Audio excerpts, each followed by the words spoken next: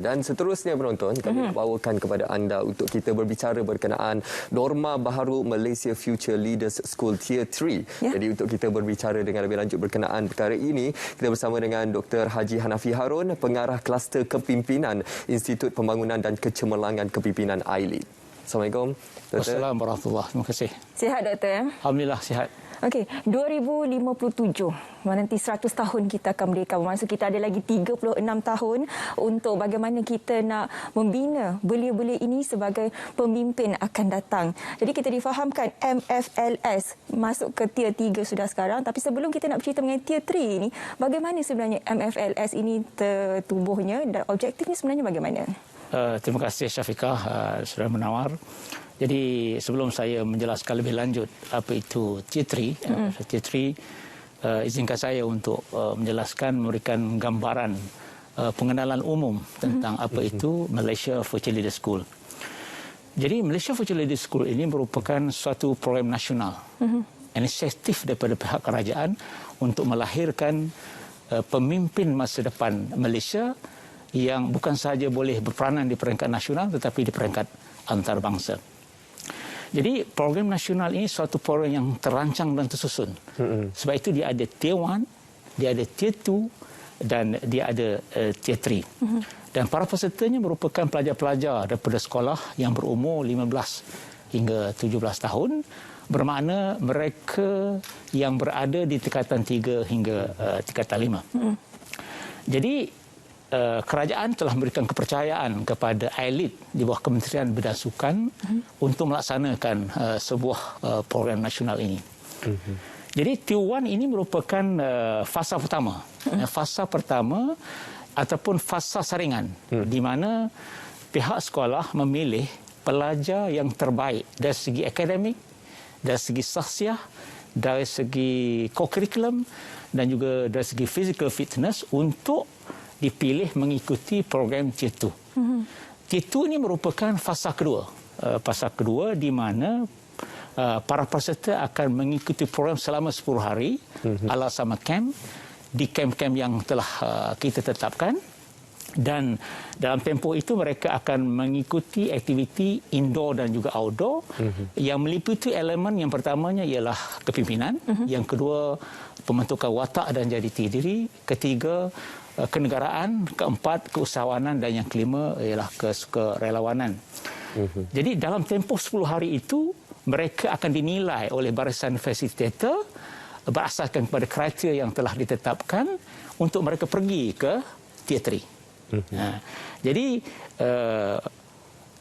untuk masuk ke Tier 3 daripada peserta yang terpilih daripada Tier 2 ini akan ada proses temuduga. Ada proses temuduga untuk masuk ke Tier 3. Jadi nak masuk ke Tier 3 ini merupakan peserta yang terbaik. The cream of the crop. Itu dia punya istilahnya. Dan Tier 3 ini merupakan fasa terakhir dalam Malaysia Future Leaders School.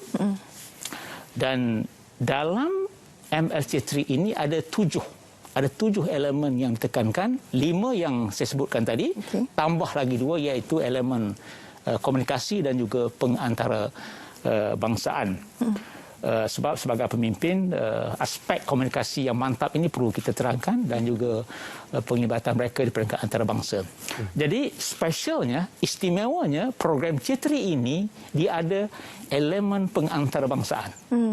Maknanya program ini Tier 3 ini bukan sahaja dalam negara tetapi di luar negara. Itu istimewanya.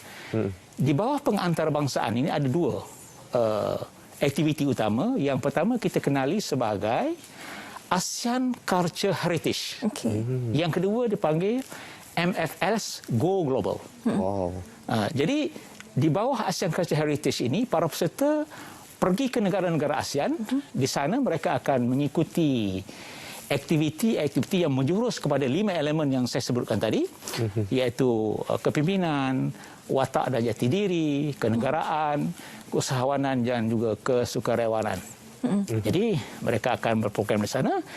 Manakala di bawah MFL Go Global, Malaysia Future Go Global, pesertanya dipilih daripada Tier 3 yang terbaik ini untuk pergi ke negara-negara selain daripada negara ASEAN. Kalau tahun 2020 perancangan kita ialah ke negara Jepun. Tetapi akibat daripada pandemik COVID-19, hasrat itu tidak kesampaianlah. Jadi itulah sebenarnya sikit tentang apa itu Tier 3 dan secara umum apakah itu Malaysia Future Leader School. Kita lihat aspirasi MFLS ini merupakan satu aspirasi yang sangat penting untuk kita melahirkan generasi pelapis dari sudut kepimpinan, dari sudut sasiah dan juga mempunyai jati diri yang tinggi, bukan sahaja memberi sumbangan kepada peringkat negara, malah di peringkat antarabangsa. Jadi Doktor mungkin boleh perincikan lagi bagaimana untuk penyertaan yang akan datang, bagaimana untuk pelajar-pelajar muda ini untuk menyertai MFLS ini. Ya. Untuk menjadi peserta MFLS Tier 3 ini, para peserta perlu ataupun para calon ini perlu melalui ketiga tahap ini. Khususnya 2 tahap, iaitu Tier 1. Dia perlu melalui Tier 1 proses saringan di mana sekolah memilih. Dah terpilih, pergi ke Tier 2. Daripada Tier 2 pula kita pilih yang terbaik, kemudian ada proses termuka. Jadi setakat ini, proses pemilihan ke Tier 3 itu begitulah sifatnya. Mana Tier 1, Tier 2 barulah boleh ke Tier 3. Buat masa ini, barangkali perancangan akan datang mungkin kita akan fikirkanlah buat penambahan dari segi proses pemilihan itu. Tadi Doktor ada kongsikan mengenai elemen-elemen yang akan dinilai dalam Malaysia Future Leader ini. Jadi kalau kita lihat program yang dilakukan oleh pihak ILEAD ini secara bersemuka dan juga dalam talian, kalau boleh Doktor kongsikan apa di antara pengisian di dalam program-program ini, Doktor? Jadi sebenarnya banyak yang dalam Tier 3 ini, tapi sukalah saya menyebutkan antara yang utama. Kita ada sesi bersama dengan Yang Berhormat Menteri Belia dan Sukan. Kemudian kita ada sesi, dan untuk makluman Yang Berhormat Menteri Belia dan Sukan sendiri akan menyampaikan perasmian untuk yang bersemuka pada 17 hari bulan ini. Kemudian kita ada sesi bersama dengan Yang Berhormat Timbalan Menteri. Kita ada sesi bersama Speaker Dewan Rakyat. Speaker Dewan Rakyat. Kalau tahun lepas, tahun 2020, mereka bersecara bersemuka. Tetapi kali ini mereka bersama dengan Speaker Dewan Rakyat secara online. Kita ada sesi bersama tokoh. Kita ada simulasi perbahasan Dewan Rakyat. Ini menarik. Walaupun sebelum ini, tahun 2020, mereka simulasi perbahasan Dewan Rakyat itu diadakan di Dewan Rakyat yang sekarang ini. Dia malah dipromosikan oleh Tan Sri Speaker sendiri pada masa itu. Tetapi akibat kekangan pandemik ini, mereka cara talian dan mereka bahas pada tahun ini topik berkaitan undi 18. Menarik, sehingga akhirnya ada undi belah bagi. Real situation. Menarik. Kemudian kita ada etiket pakaian, komunikasi, antaranya yang kita tekankan ialah kemahiran interpersonal, bagaimana nak jadi host yang baik, ini akan ditekankan nanti. Kemudian kita ada lawatan institusi. Para peserta ini pergi ke syarikat-syarikat berkaitan kerajaan. Di sana mereka mendengar visi dan misi syarikat dan seterusnya, melihat suasana di syarikat berkenaan. Kita ada hari sukan.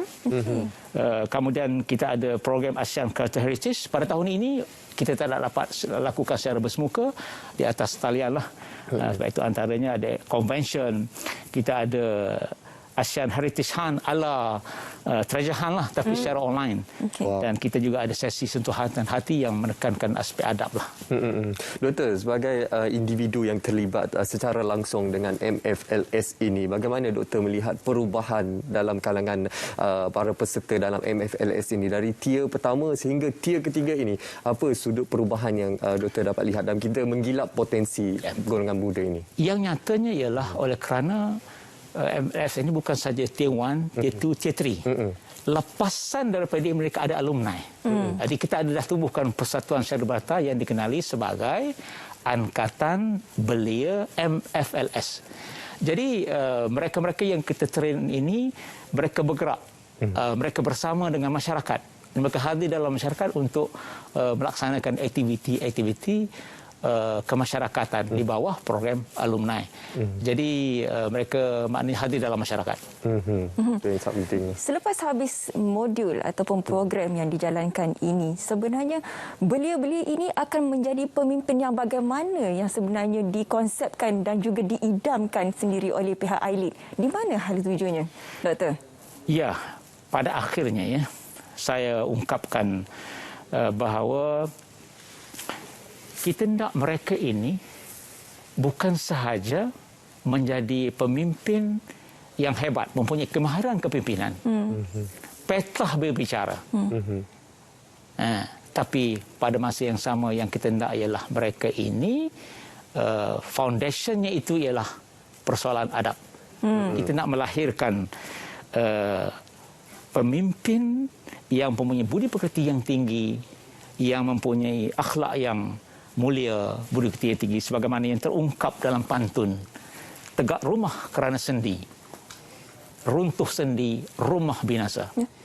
Sendi bangsa ialah budi, runtuh budi, runtuhlah budaya. Sebab itu yang kita harapkan mereka ini bukan saja pemimpin hebat, tetapi yang mendasarinya itu ialah persoalan akhlak, persoalan adab.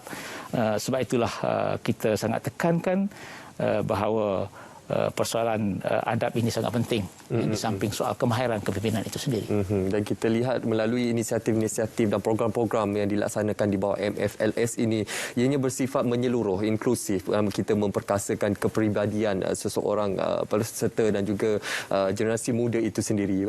Bagaimana Doktor melihat dalam perancangan jangka masa panjang, apa antara penambahbaikan yang mungkin akan dilakukan daripada program-program yang lepas ini?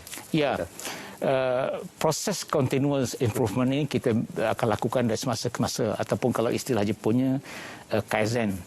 Setakat ini kita banyak aktiviti kita indoor dan outdoor, dan kita akan perkukuhkan lagi mereka dari segi aspek kenegaraan, dan kita akan perkukuhkan juga lagi segi komponen jati diri ini. Seperti saya katakan tadi, bahawa jati diri ini sebagai pasak yang perlu kuat untuk mereka menjadi pemimpin yang mempunyai daya tahan.